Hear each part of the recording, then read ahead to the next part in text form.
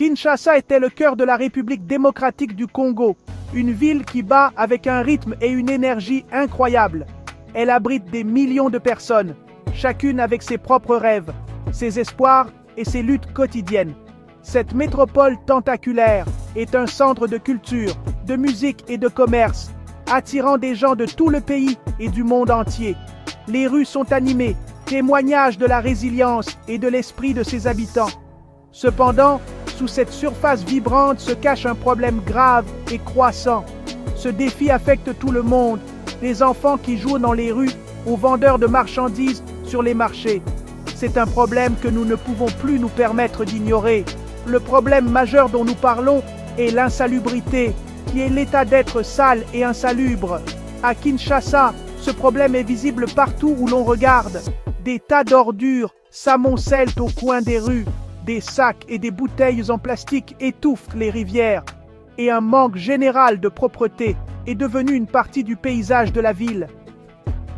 Cette situation n'est pas seulement une horreur visuelle, c'est une crise profonde qui menace le bien-être de toute la population. Elle ternit l'image de notre belle ville et rend la vie quotidienne beaucoup plus difficile pour ses habitants. Nous devons comprendre qu'une ville propre est le premier pas vers une société développée et prospère pour nous tous. Ce problème n'est pas apparu du jour au lendemain. C'est le résultat de nombreuses années de croissance démographique rapide sans l'infrastructure nécessaire pour la soutenir. Les systèmes de gestion des déchets de la ville ont été débordés, incapables de suivre le volume énorme de déchets produits chaque jour. Il y a un grave manque de poubelles publiques et les services de collecte existants sont souvent irréguliers et insuffisants, surtout dans les quartiers les plus densément peuplés.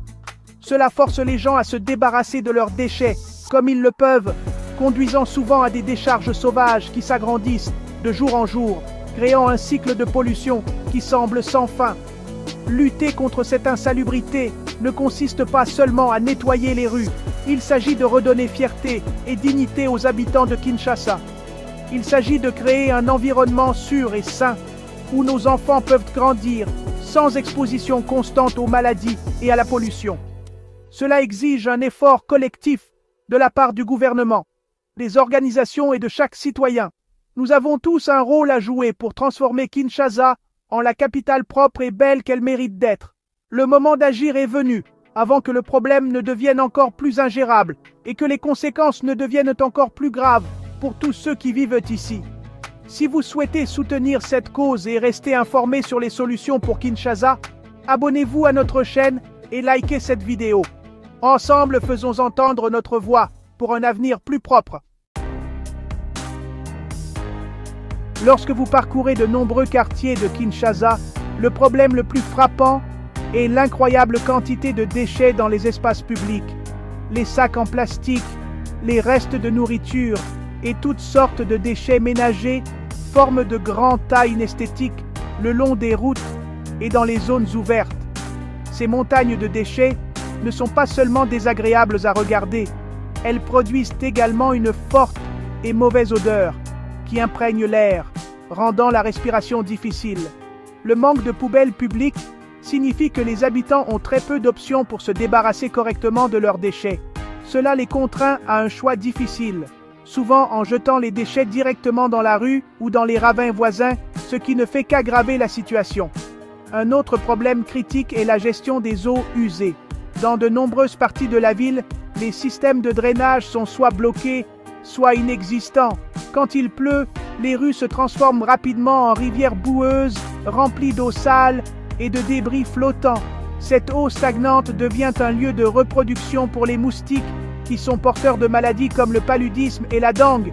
De plus, les eaux usées brutes s'écoulent souvent directement dans ces canaux ouverts, se mélangeant à l'eau de pluie et aux ordures. Cela crée un cocktail toxique qui présente un risque sanitaire important pour quiconque entre en contact avec lui, en particulier les enfants qui jouent souvent dans ces zones contaminées sans se rendre compte du danger. La pollution de nos cours d'eau est une conséquence directe de ces défaillances en matière d'assainissement. Le fleuve Congo, une ressource majestueuse et vitale pour notre ville, souffre énormément. Les ordures et les eaux usées non traitées de la ville sont continuellement déversées dans le fleuve et ses affluents. Cette pollution tue les poissons et autres vies aquatiques, détruisant les moyens de subsistance des pêcheurs qui dépendent du fleuve pour nourrir leurs familles. L'eau, autrefois source de vie, est de plus en plus contaminée, la rendant impropre à la consommation, à la cuisine ou même au bain. Cette dégradation environnementale a des conséquences à long terme qui affecteront les générations futures si nous n'intervenons pas rapidement. Enfin, l'absence d'un système de collecte des déchets structuré et fiable est au cœur du problème. De nombreuses zones de Kinshasa ne sont tout simplement pas desservies par des services formels de collecte des ordures. Les habitants sont livrés à eux-mêmes, recourant parfois à l'incinération de leurs déchets, ce qui libère des fumées toxiques dans l'air que nous respirons tous. Cette pollution de l'air contribue aux problèmes respiratoires et à d'autres problèmes de santé. Sans un système fiable de collecte et de traitement des déchets, le cycle de la pollution se poursuivra et la ville s'enfoncera davantage dans cette crise d'insalubrité, rendant la vie plus difficile et plus dangereuse pour tous ses habitants. Si vous souhaitez soutenir la sensibilisation à ces enjeux et encourager des solutions pour Kinshasa, abonnez-vous à la chaîne et likez cette vidéo. Votre engagement compte pour faire avancer le changement. L'impact le plus immédiat et le plus dévastateur de l'insalubrité est sur la santé des habitants de Kinshasa. La présence constante de déchets et d'eau stagnante crée un environnement parfait pour la prolifération des maladies. Les maladies d'origine hydrique telles que le choléra, la fièvre typhoïde et la dysenterie deviennent beaucoup plus courantes lorsque les sources d'eau potable sont contaminées par les eaux usées et les déchets. Les enfants sont particulièrement vulnérables car leur système immunitaire est encore en développement. Ils souffrent souvent de diarrhée et d'autres infections qui peuvent être fatales si elles ne sont pas traitées correctement. Les tas de déchets en décomposition attirent également les rats et autres nuisibles qui peuvent transporter encore plus de maladies, les propageant dans toute la communauté. Au-delà des risques sanitaires directs, le manque d'assainissement affecte également la sécurité quotidienne des habitants. Les canaux de drainage bouchés entraînent des inondations fréquentes, même après des pluies modérées. Ces inondations peuvent endommager les maisons et les biens, forçant les familles à abandonner leurs maisons et à chercher refuge ailleurs. Les rues inondées deviennent périlleuses, rendant difficile pour les gens de se déplacer, d'aller travailler ou d'aller à l'école. La nuit, les grands tas de déchets non collectés peuvent créer des zones sombres qui deviennent des cachettes pour les criminels, augmentant le risque de vol et d'agression. Un environnement propre et bien éclairé est un environnement plus sûr pour tous. Vivre dans un environnement constamment sale a également un lourd tribut sur le bien-être mental et émotionnel de la population. Il est démoralisant de se réveiller chaque jour dans des rues remplies de déchets et l'odeur de la décomposition. Cela érode le sentiment de fierté communautaire et favorise un sentiment de désespoir. Les gens peuvent commencer à sentir que leurs dirigeants et leur ville les ont abandonnés, ce qui entraîne frustration et tension sociale. Un environnement propre, en revanche, insuffle un sentiment de dignité et de respect. Cela montre que la communauté est prise en charge et valorisée, ce qui peut améliorer considérablement la qualité de vie globale et encourager les interactions sociales positives. Les conséquences économiques sont également importantes.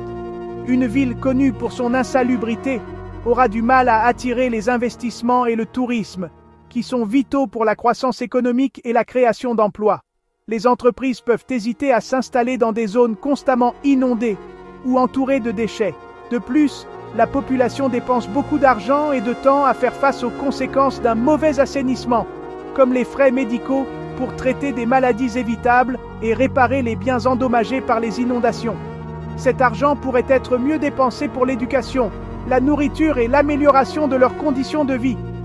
Investir dans l'assainissement n'est pas une dépense, c'est un investissement dans la prospérité future de la ville.